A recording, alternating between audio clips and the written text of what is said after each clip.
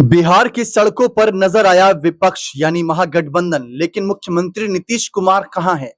चुनावी साल है, नीतीश कुमार की खामोशी बहुत से नेताओं को चुभ रही है और इसी बात का फायदा तेजस्वी की पार्टी, कांग्रेस पार्टी और महागठबंधन के तमाम साथी उठा रही हैं।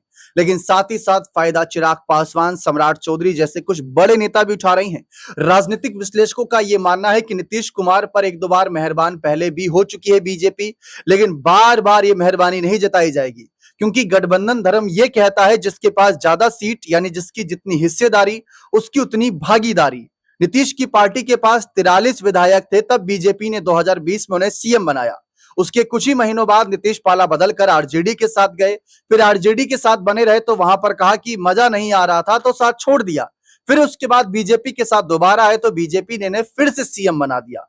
विपक्ष ने निशाना साधा कि अब तो इनको दो दो डेप्यूटी सीएम मिल गए हैं, दोनों डेप्यूटी सीएम इनका मनोरंजन करते होंगे, शायद अब वहां पर इनको मजा आ रहा होगा, इसीलिए कहीं ना कहीं ये महागठबंधन को छोड़कर एनडीए के साथ गए। यही कारण है कि अखिलेश यादव को यह कहने की नौबत आई कि एनडीए के साथ जाकर चाचा नीतीश बुरा फंस गए हैं। अगर हमारे साथ होते तो सीएम से पीएम बनने तक का सफर तय कर सकते थे। लेकिन आज नौबत यह है कि सीएम कुर्सी भी खतरे में है। सच्चाई है, क्योंकि नीतीश कुमार की खामोशी कई लोगों को, उनके समर्थकों को उनका मनोबल तोड़ती नजर आ रही है। भले ही ये कहा जा रहा हो कि 25 से 30 फिर से नीतीश, लेकिन हकीकत है कि जिसकी जितनी हिस्सेदारी होगी उसे उतनी ही भागीदारी मिलेगी। चलिए इसी मुद्दे पर चर्चा करते हैं। हमारे खास वरिष्ठ सहयोगी अमन सर हमारे साथ मौजूद है। सर, कल बिहार बंद किया, भारत देश के कई जिलों में देखा हमने बंद को लेकर आह्वान हुआ, करीब 10,000 करोड़ तक का नुकसान बताया गया। नीतीश कुमार कहां है, इस पर आप क्या कहेंगे? देखिए, जाहिर बात है, क्योंकि बिहार में जिस तरह का पॉलिटिकल माहौल बना हुआ है उसको देखकर ऐसा लगता है कि क्या वाकई में एनडीए जो है इस समय पूरी तरह से आपस में तितर-बितर होता हुआ दिखाई पड़ रहा है। क्योंकि कल जिस तरह चक्का जाम हुआ, जिस तरह राहुल गांधी, तेजस्वी यादव और तमाम जो महागठबंधन के नेता थे वो एक साथ में नजर आए और यहाँ पर एनडीए सरकार को ललकारते हुए दिखाई पड़े कि भाई आपके शासन में जिस तरह से जोर जबरदस्ती के जरिए लोगों के ऊपर प्रेशर बनाया जा रहा है, चाहे वोटर वेरिफिकेशन की बात करें या जिस तरह से अपराध बढ़ रहे हैं उसकी बात करें, ये तमाम ऐसे मुद्दे जिसके जरिए यहाँ पर एनडीए जो सरकार है वो घिरी हुई दिखाई पड़ती है। और देखिए दीपक, ये सिर्फ आरोप जो है विपक्षी दलों के नहीं, बल्कि चिराग पासवान ने जिस कह सकते हैं जोरदार तरीके से एनडीए अपनी ही सरकार को घेरा और ये कहा कि अगर ये जो अपराध जिस तरह से बढ़ रहे हैं और उसी सरकार का मैं भी हिस्सा हूं तो मुझे वाकई में अफसोस है। तो ये समझ में आ रहा है कि क्या चिराग पासवान भी कहीं अपनी ही सरकार से नाराज तो नहीं है, और नाराज हैं तो क्या क्या यहाँ पर कोई बड़ा फैसला हो सकता है। और साथ में आप देखेंगे दीपक कि नीतीश कुमार की खामोशी, चुप्पी अब कई तरह के सवाल खड़े करती हुई दिखाई पड़ रही, क्योंकि आप देखेंगे एक के बाद एक किस तरह से आपराधिक घटनाएं बढ़ रही हैं, लेकिन नीतीश कुमार खामोश रहते हैं। जवाब देने के लिए बाकी लोग तो आगे आते हैं, लेकिन नीतीश कुमार का कहीं कोई पता नहीं है।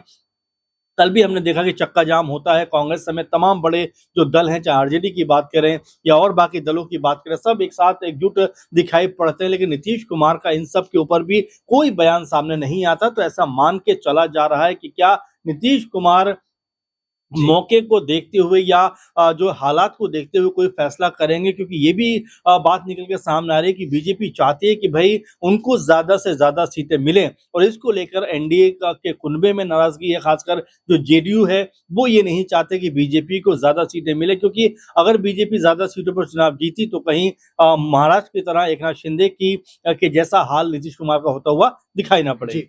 महाराष्ट्र के शिंदे की तरह हाल ना हो जाए, लेकिन जैसा कि कहा जाता है जिसकी जितनी हिस्सेदारी उसकी उतनी भागीदारी। सीटों की संख्या पर भी नीतीश की पार्टी कमजोर पड़ रही है। नीतीश की पार्टी में कहा जाता है कि अगर निशांत नहीं आए तो पार्टी टूट जाएगी, और वक्फ कानून लाने के बाद तो नीतीश की पार्टी में एक एक करके नेता लोग साथ भी छोड़ रहे हैं, तो पार्टी वैसे ही कमजोर हो रही है। सेकुलर जो छवि थी वो भी कहीं ना कहीं आज उस पर आई हुई है।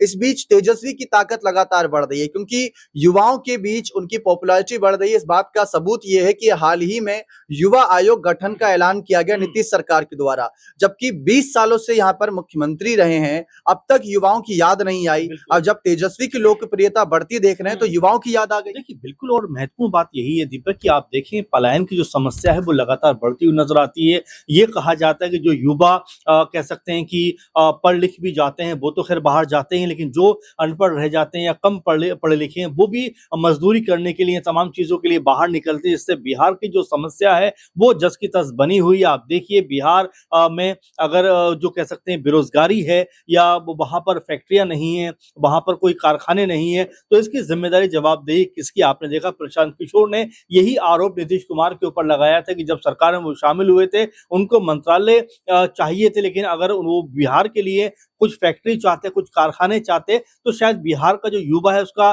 जो मुस्तकबिल है वो बदलता हुआ नजर आता। लेकिन यहाँ बिहार जिस तरह से संघर्ष कर रहा है, बिहार के जो युवा हैं वो संघर्ष कर रहे हैं, वो किसी से छुपा हुआ नहीं है। और बिहार में युवा आयोग बना देना या युवा संगठन बना देना इसकी समस्या का निदान नहीं है, बल्कि वहां पर आपको बेहतर डेवलपमेंट करना पड़ेगा, फैक्ट्री लगानी पड़ेगी, तब जाकर जो पलायन की समस्या है वो रुकती हुई दिखाई पड़ेगी। आप जरा देखें, लगभग 20 से 25% का जो एक बड़ा वोटर वर्ग है वो बिहार से बाहर रहता है। तो ये ऐसे मसले जिसको लेकर सिर्फ आप लीपापोती वाला काम नहीं कर सकते, और इन्हीं मामलों को लेकर लगातार जिस तरह हमलावर है महागठबंधन, उससे कहीं ना कहीं ऐसा लगता है एनडीए जो है वो बैकफुट पे दिखाई पड़ रहा है। देखिए, कहा यह गया था जब नीतीश तेजस्वी के साथ थे, तो ये कहा था कि अब जो कुछ भी बिटवा हमारे है 2025 में यही नेतृत्व करेगा। और तेजस्वी की ताकत देखकर ऐसा लग रहा है कि अगर चुनाव फेयर तरीके से होते हैं, विपक्ष का कहना है कि अगर फेयर इलेक्शन हुए, महाराष्ट्र या दिल्ली की तरह कोई खामियां नहीं आई, तो कहीं ना कहीं महागठबंधन जीत सकता है। लेकिन इससे पहले क्या कोई ऐसे आसार नजर आ रहे हैं कि नीतीश, क्योंकि हम सम्राट चौधरी को देख रहे हैं कि जब सिवान में मोदी जी थे तब उनको आगे मंच पर जगह दी, उनको बोलने भी दिया गया। उसके पहले भी अगर हम देखें तो लगातार जब भी मधुबनी के मंच से भी देखे, वहां से भी सम्राट चौधरी नजर आए। तो सम्राट को भी धीरे धीरे बीजेपी आए कर रही है। नायब सैनी ने भी कहा था कि सम्राट के नेतृत्व में झंडा उठाएंगे। तो क्या ऐसा कोई समीकरण बनना है कि नीतीश अपने जो वादे पहले तेजस्वी से किए थे कि अब जो कुछ भी है तेजस्वी है, क्या उसको पूरा करेंगे? देखिए, जाहिर बात है सम्राट चौधरी को लेकर बिल्कुल इसमें कोई दो राय की बात नहीं है कि बीजेपी के कह सकते हैं कि बड़ा चेहरों में से शुमार उनको अब किया जा रहा है। लेकिन क्या उनके ऊपर बीजेपी मुख्यमंत्री का ताज पहनाना चाहती है? क्या बीजेपी के पास में और काबिल नेता नहीं है? ये अपने आप में बड़ा सवाल बन जाता है, क्योंकि सम्राट चौधरी की अगर जर्नी को देखा जाए तो किस तरह से वो आरजेडी से होते हुए बीजेपी में शामिल हुए हैं, और यहाँ पर क्या उनकी जगह बतौर मुख्यमंत्री की बनती है, अपने आप में बड़ा सवाल बन जाता है। और साथ में विजय सिन्हा के इस बारे में आप जिक्र करिए, जिस तरह से वो मोदी जी के साथ में दिखाई देते हैं, मोदी जी घर उनके पहुंच जाते हैं, ये ऐसी बातें हैं जो लगातार दर्शाती है कि मोदी जी उनको अहमियत देना चाहते हैं या उनके जरिए बिहार की जो राजनीति है उसको साधना चाहते हैं। तो देखिए, नाम कई सारे बीजेपी के पास है, लेकिन अहम बात ये हो जाती है कि क्या बीजेपी जो दिल्ली और हरियाणा में मजबूत होकर चुनाव लड़ती है, ये कहती है कि भाई मोदी जी का कोई मुकाबला नहीं है, तो क्या वो बीजेपी बिहार में मोदी जी के नाम पर अकेले चुनाव लड़ सकती है? क्या ये अपने आप में प्रश्न इसलिए भी निकल के सामने आता है कि अगर जेडीयू के साथ रहेंगे, अगर कह सकते हैं एलजेपीआर के साथ रहेंगे, तो कहीं ना कहीं उनकी हिस्सेदारी भी रहेगी। और मुख्यमंत्री के लिए फिर चिराग पासवान हो या जेडीयू की तरफ से निशांत हो, नीतीश तो है ही है, तो ये सब नाम निकल के सामने आते रहेंगे। तो ऐसे में बीजेपी की जो मंशा है अपना मुख्यमंत्री बनाने की, वो शायद पूरी ना हो पाए। तो साफ है कि कहीं ना कहीं तेजस्वी यादव की बढ़ती ताकत एनडीए दल को परेशान कर रही है। विपक्ष सड़कों पर है, सही समय पर सही मुद्दे विपक्ष उठा रहा है, सबसे बड़ी बात यह है इस बार। तो ऐसे में देखना दिलचस्प रहेगा कि नीतीश क्या तेजस्वी से जो वादा किया था कि 2025 में उनके नेतृत्व में चुनाव लड़ेंगे, दूसरी तरफ बीजेपी ऐसा दिख रहा है कि उनको फंसा रही है, क्योंकि अगर कम सीटें आई तो हो सकता है कि नीतीश को वैसे ही कुर्सी से हटना पड़ जाए। तो कुर्सी से हटने की नौबत बने उससे पहले क्या नीतीश खुद ही सीएम पद तेजस्वी को सौंप देंगे? अगर ऐसे कोई समीकरण बनते हैं तो देखना दिलचस्प रहेगा। बने रहे चैनल के साथ, बहुत बहुत शुक्रिया।